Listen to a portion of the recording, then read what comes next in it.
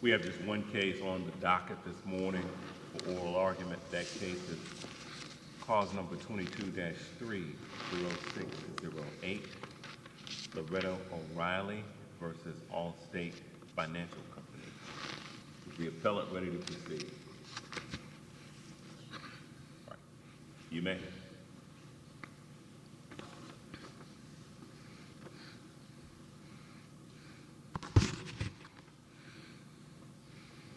May it please the court, my name is Lisa Jordan and I'm here for the appellants. We've been here before, Your Honors. 20 years ago, this November, the Corps issued a permit at this same site for a multi-use development, and the Corps did not perform a cumulative impacts analysis. Though the Corps admitted then that it had issued 72 permits in a 3-mile radius of the site that covered 18,000 total acres, 400 of which were wetlands, the Corps failed to, in this court's O'Reilly opinion, quote, consider the cumulative effects of the project, area urbanization, and permits issued to third parties, close quote. The appellants, some of whom are here today, bring this case to you because the Corps has failed again. And they suffer the Corps' failures. They suffer from increasingly serious flooding that the appellants, their expert Dr. Koob, and FEMA all attribute to the widespread filling of wetlands in the Liberty Bayou-Tchefuncte watershed. There are many other impacts that they suffer: noise, traffic, water quality, but the bottom line is that getting this wrong puts people at risk. The Corps owes legal duties to the public, and it owes legal duties to this court. Under the Clean Water Act, it owes a duty to evaluate the impacts of a project to aquatic resources, including the cumulative impacts, and to protect those resources from damage, resources that the appellants rely on, Your Honors. Under NEPA, it owes duties to take a hard look at the impacts of the project, beyond those to aquatic resources, to include all impacts to the human environment. And to this court, it owes a duty to present a record that demonstrates that it followed the law, to explain and support its decision, to demonstrate that it didn't just process paper and check boxes. But instead here, the Corps' demonstration amounts to because we said so. Is the checkbox form that's included, I think at table 9, something that is generally routine in these types of Yes, Your Honor. They do the check mark boxes. There's several tables of them. They did them in the Atchafalaya Basin Keeper case. The difference is they generally, when they are affirmed, they follow the tables with a discussion. There's no discussion here at all on any factor. Your Honor, the Corps wants deference without earning it or justifying it. And it wants deference despite issuing a decision in flagrant disregard of this court's 2007 ruling. Yet it's done even less to comply with NEPA than what this court deemed inadequate in 2007. In 2007, the Corps admitted that it issued 72 permits in the 3-mile radius of the site. How many permits in this area has it issued since 2007, since 2003, in those 20 years? We have no idea because the Corps didn't talk about them at all. Now, doesn't the standard of review here is arbitrary and capricious? Yes, Your Honor. Well, that's a pretty high hurdle, isn't it? Yes, Your Honor. Arbitrary and capricious when the Corps, under the motor vehicle standard, when an agency entirely fails to consider an important aspect of the problem. And right. To our clients, this is... So cumulative impact is only one of 10 factors. It is listed as only one of 10 intensity factors, but it is separately, Your Honor, required under NEPA in 1508.8 and 1508.9. So the district court focused on its one of 10 intensity factors, but it separately appears as a requirement in 1508.8 and 1508.9 as a requirement of an environmental assessment, not just an environmental impact statement. So it is not a minor issue, and it's particularly not a minor issue in a case like this, where the Corps has issued permit after permit after permit in the same area for impacts that can accumulate. Your Honors, this case actually exemplifies why the cumulative impact assessment requirement has been an essential component of both the Clean Water Act and NEPA for decades. It's based on the principle that an agency cannot determine whether a project will have a significant impact on the environment when it views the project in isolation. Your Honor, particularly not in a situation like this, again, where it's repeatedly issuing permits in the area. 3 separate regulatory programs require that cumulative impact analysis. I'm going to focus the rest of my argument on the Clean Water Act. Mr. Moctezuma will address NEPA, and we'll rely on our briefs for the Corps' regulations, which also require separately a cumulative impacts requirement. The Clean Water Act's implementing regulations, the 404B1 guidelines, explicitly require a cumulative impact analysis. Section 230.11 of those guidelines lists the mandatory factual determinations that the Corps must make, and they include at paragraph G, quote, a determination of cumulative effects on the aquatic ecosystem, close quote. There is no exception in the regulations, and no party cites any case that excuses the Corps from conducting a cumulative impact analysis under the Clean Water Act under any circumstances. So the only question here is, did the Corps do a cumulative impacts analysis? And the record resoundingly and unequivocally demonstrates that the answer is no. The Corps did not analyze, quote, the changes in an aquatic ecosystem that are attributable to the collective effect of a number of individual discharges of dredge or fill material, which is the definition of cumulative impact in the guidelines. And the guidelines also say, although the impact of a particular discharge may constitute a minor change in itself, the cumulative effect of numerous such piecemeal changes can result in a major impairment. We put evidence before the Corps, Your Honor, that those piecemeal changes had occurred and that a major impairment of the flood storage capacities also resulted. The Corps ignored that evidence. It ignored the FEMA study that we presented that assessed the March 2016 flooding that inundated this exact area, where FEMA laid out in detail just how many millions of dollars in damage was caused. And FEMA stated in that study, quote, the loss of wetlands contributes to both flooding and pollution, close quote. It ignored our expert, Dr. Koob's testimony, not mentioned anywhere in the decision document. And it ignored the testimony of Hazel Piazza, who's lived immediately across the street from this project since 1982, and who detailed how bad the flooding has gotten and how it occurs because the Little Tchefuncte River overflows its banks when there's rains. That's how the flooding is happening.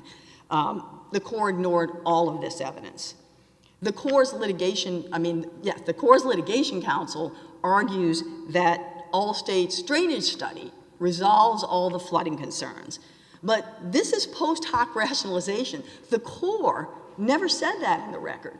The Corps does reference the study 2 or 3 times, but it is a drainage study, and the Corps references it as a drainage study. It addresses where will the rain that falls on these 70 acres of concrete drain to. It does not purport to address flooding, and it particularly does not purport to address cumulative impacts. The study only looks at this project and ignores everything that's going on around it. But it is the Corps' duty. I see my time is up, Your Honor. Thank you.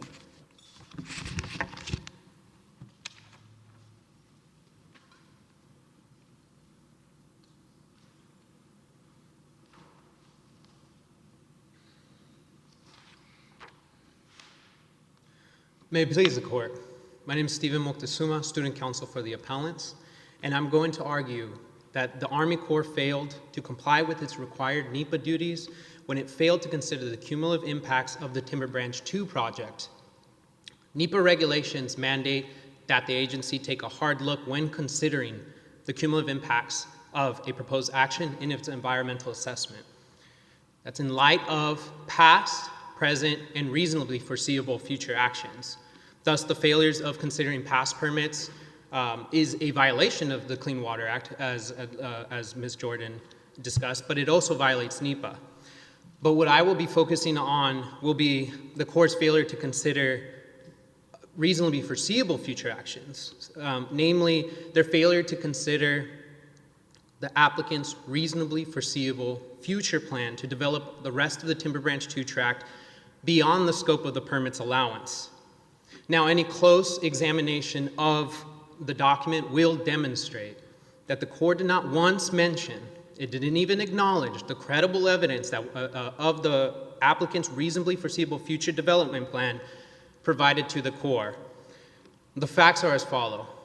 We submitted 2 affidavits to the Corps during the comment period, sworn testimony describing that the applicant pulled out a map, a detailed plan to extend the development of the Timber Branch 2 project to Ms. Piazza and Mr. Kirschman, the affiants.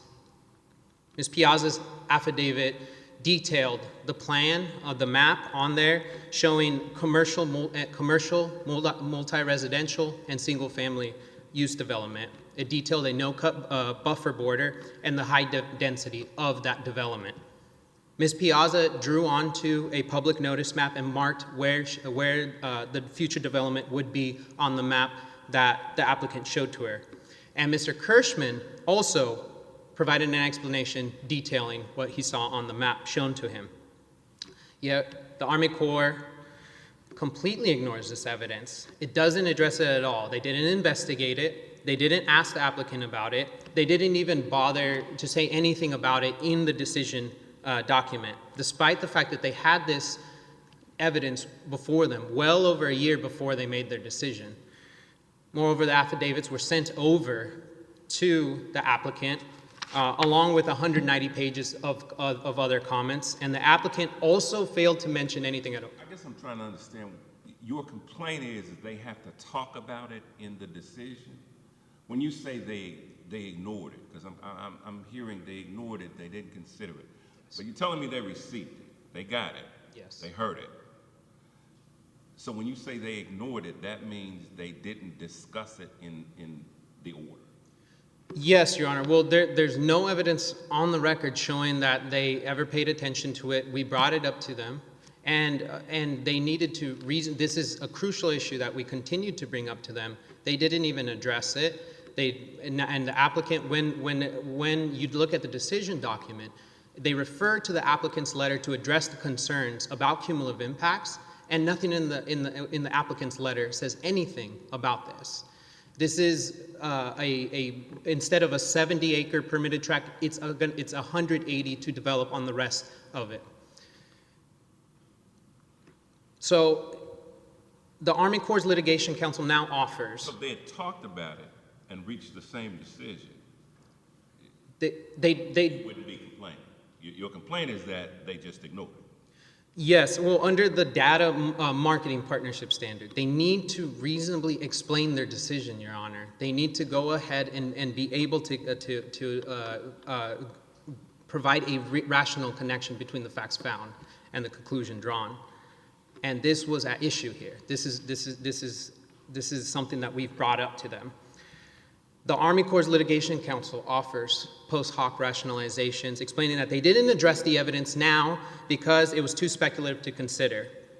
But the error doesn't come from whether or not it's too speculative or not now. The error is that they failed to reasonably explain it. And the opposing counsel also heavily relies on Coliseum Square Association Inc. v. Jackson, because there the evidence that was introduced was highly speculative and the plaintiffs lacked, quote, concrete supporting evidence, end quote. We welcome that standard, Your Honors, because here we have provided concrete supporting evidence. If you take a look at the affidavits on page 2754 and 2766 of the appellate record, you can see. And I guess my understanding, and I may be oversimplifying it, but my understanding of the process is that they can take a preliminary look, and if they determine that they can do some kind of a truncated version of an assessment. In other words, there's some full-blown assessment evaluation that they can do, but they can take a preliminary look and say, that's not required, based on what we view the impact is likely to be, that's not required in this case. And then they can do this abbreviated version of an assessment. Is that right? That is correct, Your Honor. And that's what they contend they did in this instance. But they never said that in the decision document. They never once said that they've taken a look. Look, we understand that there's speculation stuff. We looked into it. And we're not going to go ahead and talk about it. It's too speculative for these reasons. And in fact, a case that they rely on under Gulf Restoration Network, they rely heavily on this case. There, the secretary acknowledged and reasonably explained why the alleged projects that were going forward were not going to be considered. And he listed specific reasons as to why it's too speculative. Here, they didn't mention it. They didn't say anything about it. They said they didn't say it once at all, and they didn't bring it up. Now, and the last piece of evidence on here is that on the first page of the hydrologic analysis, the description of the project is not even for the permitted area, which is 70 acres. The project description says 180 acres for the whole tract. It's on 2284 of the appellate record, it reads, quote, "The Timber Branch 2 subdivision is planned as a mixed-use development south of Covington on 180 acres," end quote. That's not the permitted area. That's the whole thing. That is a reasonably foreseeable future plan for development. Now, just as in the O'Reilly decision, the 2007 O'Reilly decision, they failed to perform to provide a reasoned analysis. They failed to perform a cumulative impacts analysis. The analysis for this tract on this project is 20 years overdue since the 2003 permit. Thank you. This indicates you are a law student. Where are you? I'm sorry, Your Honor. This indicates that you are a law student. Yes, that's Where? at Tulane Law. I just graduated in May. Okay. Yes. Thank you. Thank you.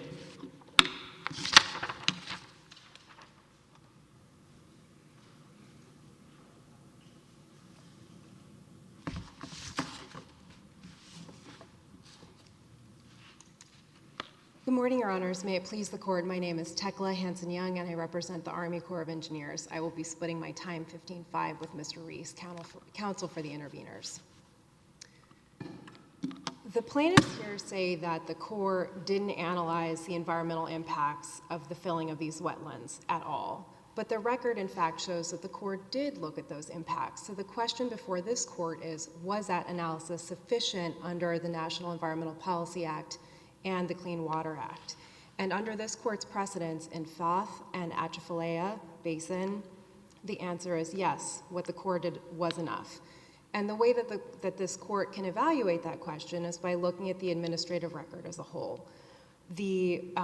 First of all, I will talk about what the Corps did, but before I do that, I just want to note that it's important here that NEPA is a procedural statute, so it only requires the Corps to consider the environmental impacts of the project, and that's general environmental impacts.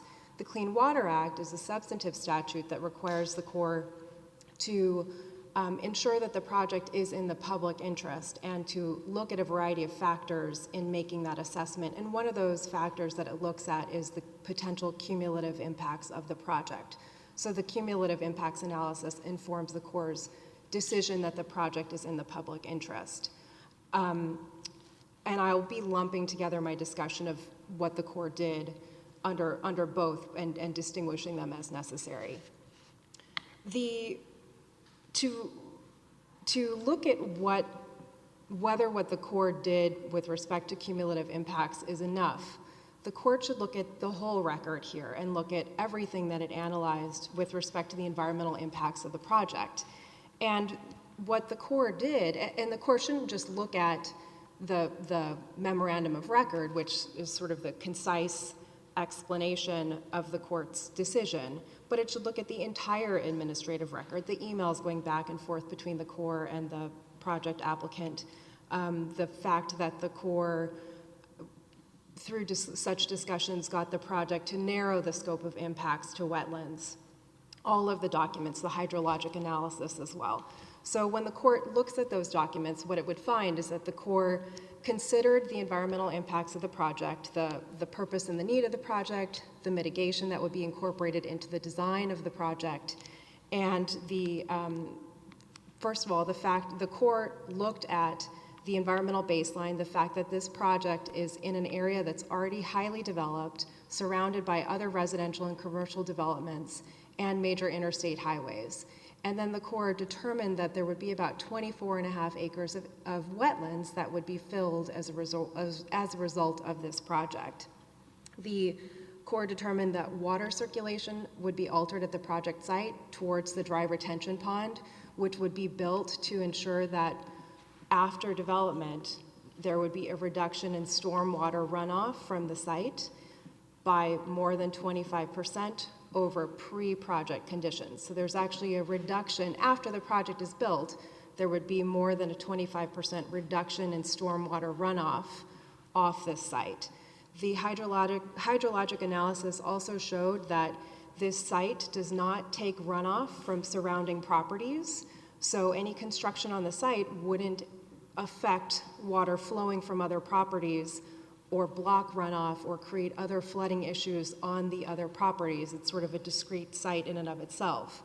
And the Corps also considered how the project would impact water quality. There would be no impacts to water quality because the soil at the site was not expected to contain any contaminants beyond what was normal for the area, and the fill that would be used to fill the wetlands was also not expected to contain any contaminants. And the Louisiana Department of Environmental Quality, Department of Environmental Quality, which is responsible for ensuring water quality standards are met, certified that the project would not, in fact, affect water quality. The Corps also determined that there would be some impacts to aquatic organisms, but because they can move around, expected that the impacts would be negligible. The most important potential, or the most important impact of the fill, of course, is the filling of the wetlands themselves, and what the Corps did here to make sure that those impacts would be the least environmentally impactful as possible under the Clean Water Act was to require the developer to purchase more than double the amount of acreage of compensatory mitigation, wetlands in a compensatory mitigation bank. And so how mitigation banks work is that they restore or enhance wetlands, and then a developer comes in and a developer who is filling wetlands comes in and buys an equivalent amount that the Army Corps determines is enough to preserve the functions of the wetlands that are being lost. Let me interrupt you for a minute. The counsel opposite is focusing on the cumulative impact, which is one of 10 factors. Yes. Did the district court address the other 9? The district court did not address the other 9 in its review because those weren't raised as issues in this litigation. The Army Corps considered all of the factors, though, and that is documented in its... So neither side questioned the other 9? That's correct. So this is just one of those. And we look at it whether it was arbitrary and capricious That's for the correct. district court. So this court would look at whether the Army Corps' decision that the project was in the public interest is arbitrary and capricious because the cumulative impacts analysis was or wasn't sufficient under the Clean Water Act. I think that's the right framework for the court to look at the Clean Water Act claims here. Because the Corps is only required to look at the cumulative impacts as a part of its public interest review. That's what's been raised here. And as one of the factors. And for the other factors, the Corps determined that the project was in the public interest. There's a need for housing, more housing in the area. It would bring economic development, job opportunities to the area.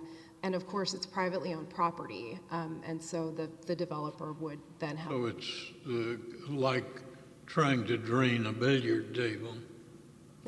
Yes. Well, I suppose that's one way the court could look at it. I think it's important for the court to realize and note here that with respect to the lost wetlands, the functions that would be lost as a result of the filling of the 24 acres on this property will be maintained and preserved elsewhere through the purchase of 58 acres of the same kinds of. Can you focus a little bit on the reasonably foreseeable development? You've asked us to look beyond the memorandum of record in terms of what was considered by the court, and your opposing counsel or your friends on the other side have said that that was not considered at all. So are you saying that the email correspondence that went back and forth or whatever else was, where is there evidence in the administrative record that that was considered? Or that you determined it was speculative, but not as a post hoc decision? There is no statement in the record, as far as I'm aware, that the Corps specifically said, we have looked at this, at your submission with respect, or we've looked at your allegation that the developer is has imminent plans to develop the rest of the site, and we are not going to consider that because it's too speculative.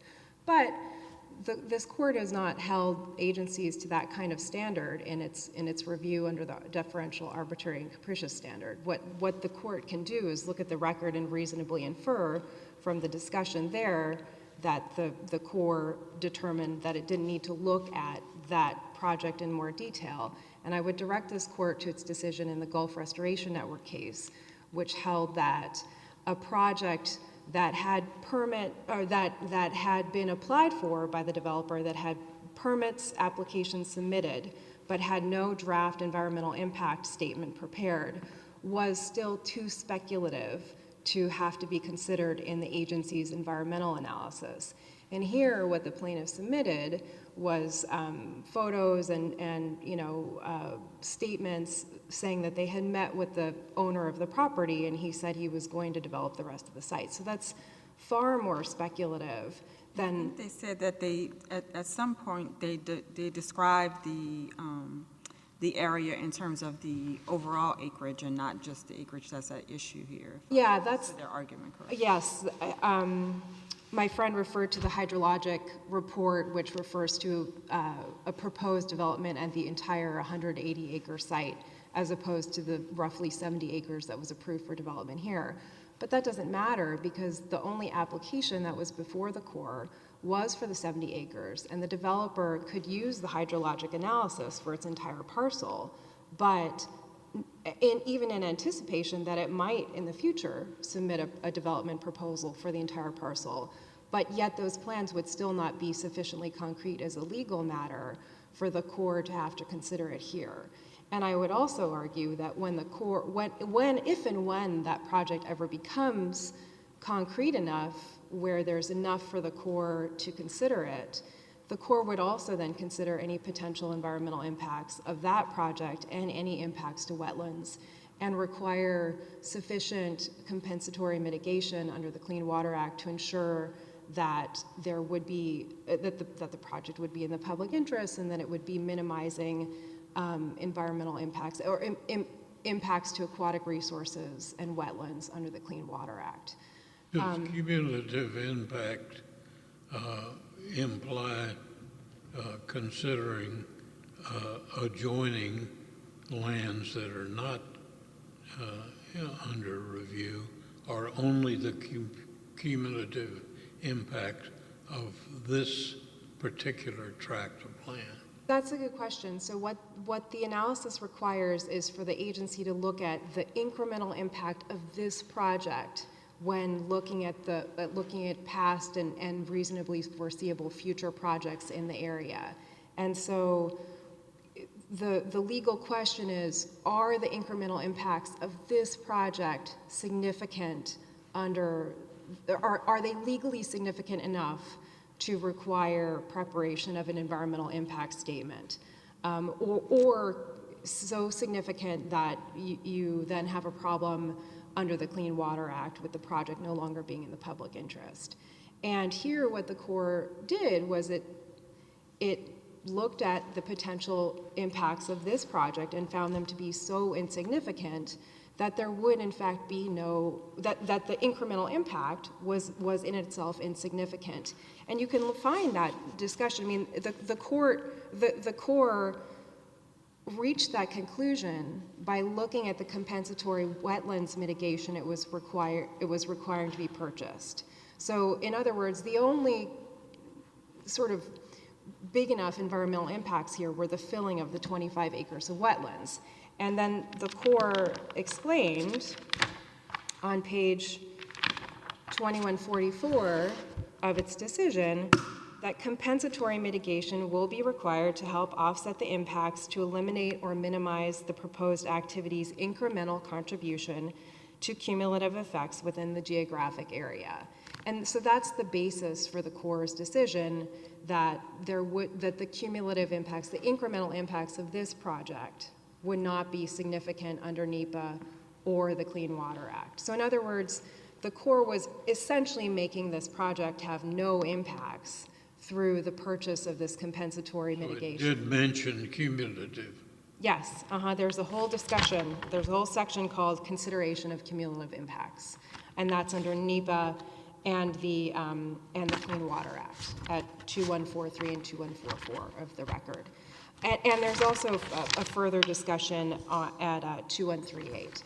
And I also want to just emphasize for the court that environmental assessments, which is what the agency did here, are meant to be short, concise, low-budget documents and give the agency an opportunity to look at whether the project has big environmental impacts, and or significant environmental impacts, and if it will, then the agency will prepare a more comprehensive analysis. On that point, the district court seemed to state that generally they're like a 15-page doc. Is that correct, or is that only in conjunction with certain types of projects? It's environmental assessments are supposed to generally be 15 pages unless the project is extremely complex or it's sort of a rare, complex project that would require a larger discussion. And those limits are still applicable and were applicable. This wasn't the first rodeo in this area. That's right, and on that point, just briefly, and I see I'm out of time, but I just want to say quickly on that point that decision was an entirely different project. The previous O'Reilly proposal, or the previous O'Reilly litigation involved a project proposed by a different developer, much bigger project, different administrative record, totally different facts, and that decision was also issued before this court's decisions in Foth and Atchafalaya Basin, which change what is required of the Army Corps of Engineer with respect to cumulative impacts. Unless the court has any further questions, I would ask the court to affirm the judgment of the district court. Thank you, Counsel.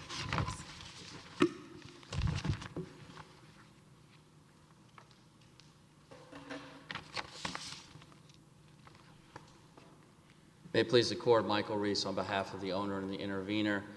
Your Honors, I'm going to skip around. I'm going to try not to regurgitate what's in the briefs. The briefs are thorough. They were well written by all sides, all three parties. I would like to concentrate on the current status of the project and discuss the prior O'Reilly decision. And Judge Douglas, I'm going to answer your question a little bit more fully on the future development of this property, those three issues.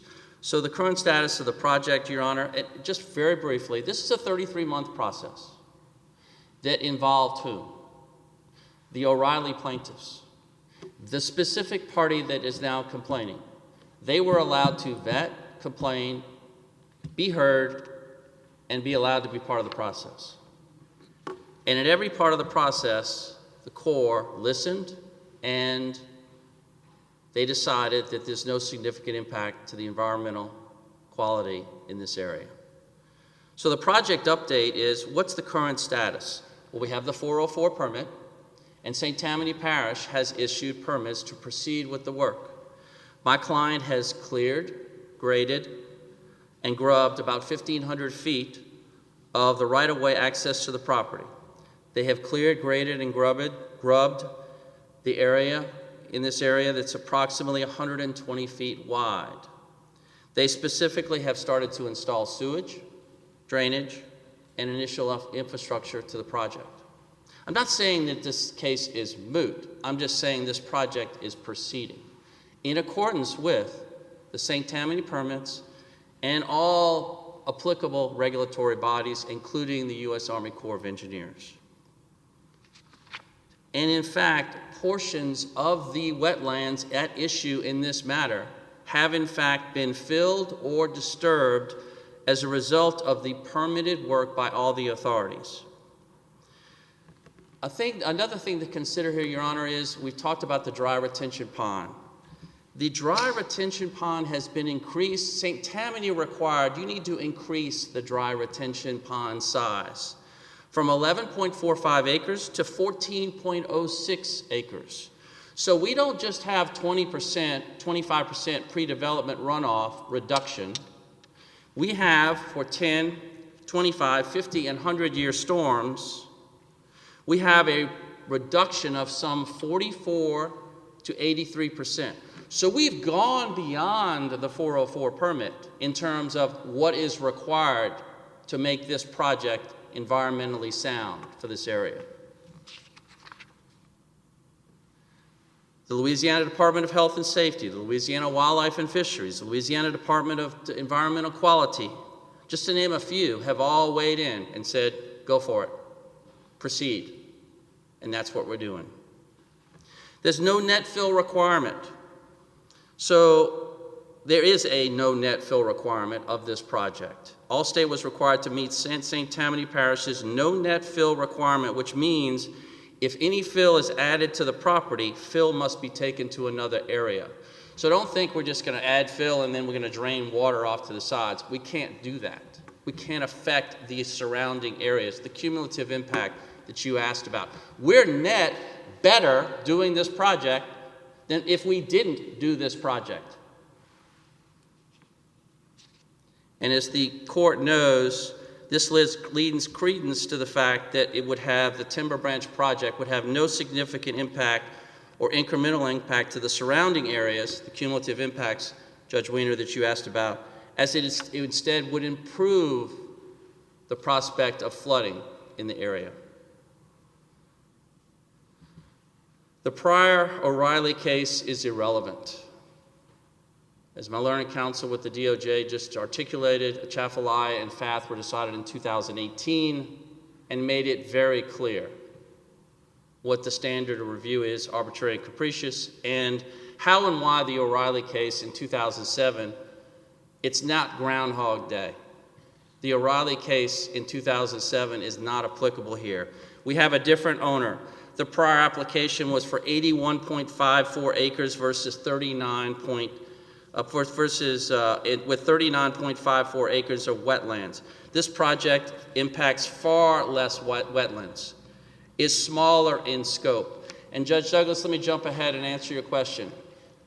Regarding the development, the future development, it requires a whole start over. New application for a 404 permit. Red light. Oh. I'm sorry, Your Honor. If y'all have any questions, I'm happy to sit down. I'd ask you to affirm the judgment of the trial court. Thank you, Your Honors. Thank you, counsel. Rebuttal.